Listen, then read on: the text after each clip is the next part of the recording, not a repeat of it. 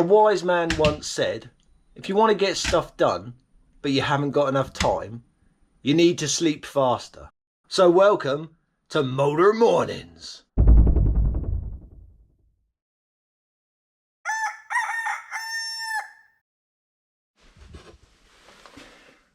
Top of the morning here, top of the morning. Oh, it's Thursday. I'm a little bit late into the workshop.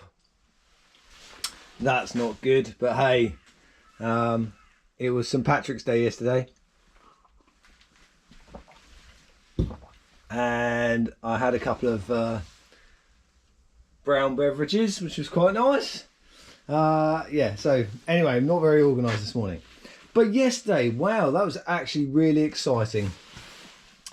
And I've learnt an awful lot. So I found out what these marks are, basically. It's good news and it's bad news. The good news is I know exactly what those marks are and why they've happened. The bad news is, yeah, we may be looking at a new crank because it looks like the bottom end has given out. So the person that explained it most eloquently, hey, there we go, it's early in the morning, isn't it, is Paul Hickey from HRE Engineering Ireland. I don't know if you watch his YouTube channel. You should if you don't. And he was saying, yeah, what it is, it's the piston hitting the top of the head, or hitting the head rather, not the top of the head, hitting the it's the piston hitting the head, and that's why you see that pattern, because it's exactly the same. And it's the big end bearing that is basically shot. And when he was explaining to me, I couldn't quite understand, because he said it actually, the piston is hitting the head or when the crank is going down, actually not when it's going up. So once he explained it to me and I worked it out in my head, I've made a little animation. Here we go. So he can see that when the crank is in good condition, the piston goes up and down as it should, at the same as the crank journal. But when the crank journal is worn, there's quite a bit of play in there. And what happens is when the crank goes all the way to top dead center and then starts to go back down, the piston and conrod still want to keep on going up because there's play in the big end. And that's why the piston hits the cylinder head. And obviously that causes some damage. But when it's going, you know, flat out at high RPM, that can cause an awful lot of damage if you don't, you know, address it quickly.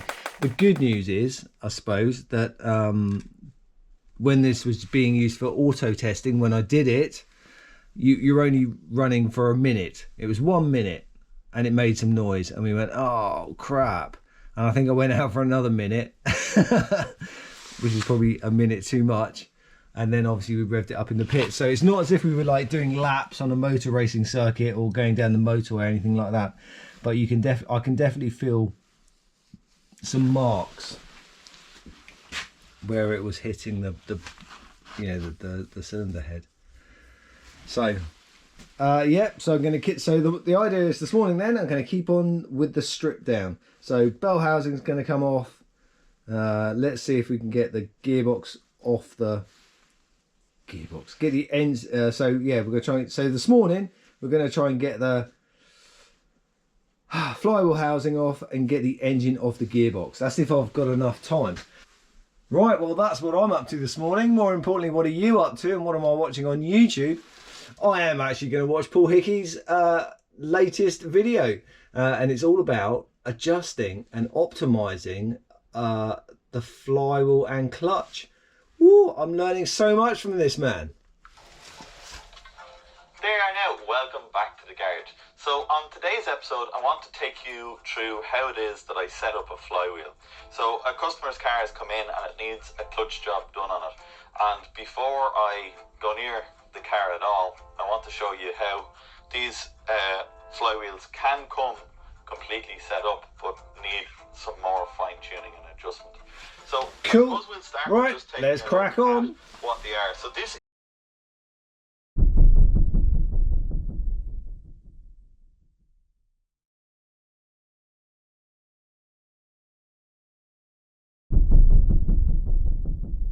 they are. So this is what we call the pre-verto clutch and fly for your classic Mini. Pre-verto in that it has this diaphragm type clutch. So this is the spring that holds the clutch plate together. This guy with the gear around it is the flywheel, which is attached to the crankshaft. And this guy at the back here with the ears sticking out of it is known as the pressure plate. Okay, or some people call these horns, but here's a horn. So this is the pressure plate. In the very middle here is the clutch plate, and it's attached to the primary gear. The primary gear drives an idle gear, which drives the gearbox. So you have drive coming from the crankshaft, which is attached to this flywheel, and this clutch plate floats in the middle on the primary gear. When everything is clamped together, so this pressure plate is squeezed against the flywheel by the diaphragm, so the diaphragm is squeezing it against the flywheel. This plate is trapped and caught onto the flywheel, meaning that as the flywheel turns, it will turn.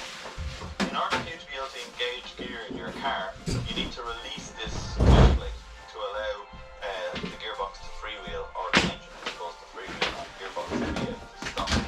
How that happens is a bearing called the release bearing presses here on the diaphragm and compresses the spring. The spring is in here. So the spring is this kind of bevel plate in here. I'll try and get it in underneath the light so you get a better view of it. So it's this bevel plate in here. That's the actual spring. Okay. So when the clutch release bearing presses on the outside of the diaphragm, it compresses that bevel plate and pushes this forward, releasing the clutch plate, making the clutch plate no longer part of the flywheel and allowing the gearbox to stop and allowing you to get the car into gear. There's a few problems that happens with these, or there's a few set of things that get missed on these assemblies, supposed to be that what you call. Generally speaking, they will work out of the box like this. This will work, but it isn't optimized, and there is a good bit to the holding torque of the flywheel. At this stage, we're going to leave that until the next video because we've kind of reached a nice midpoint in this. Don't worry though, I'm not going to leave you waiting loads and loads. We'll release the part of this video on Sunday so we can completely wrap this up. We can do the machining work that needs to be done, we can do the hold and torque test, and we can get this flywheel buttoned up and ready to go. I hope you enjoyed the video. If you did, maybe give us a like. I love to hear all your comments. Please, everyone, subscribe to his channel. There's some amazing content. Stuff like that. Put it in the comment section below and I'll chat with you on it. Love hearing what you have to say. If you're new to the channel, you are very, very welcome.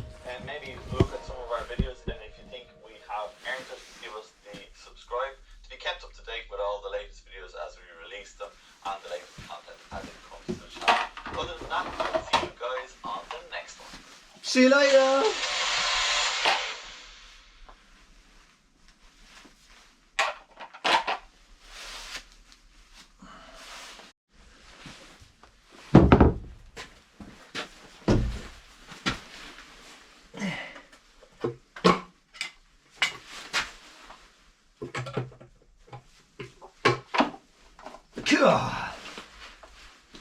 Okay, haircut.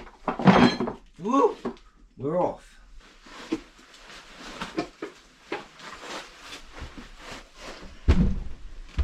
Oh, whew. Those things are heavy, aren't they? Right, okay. Number one, number two, number three. Oh yeah,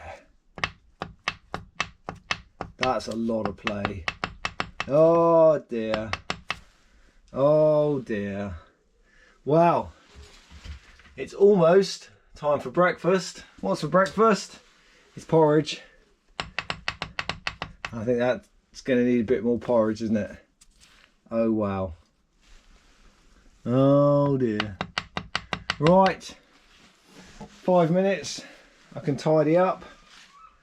And for Friday, I think we're taking that off and having a look, aren't we? Gosh, old Dirk Diggler, his big end's gone. That's not good, is it?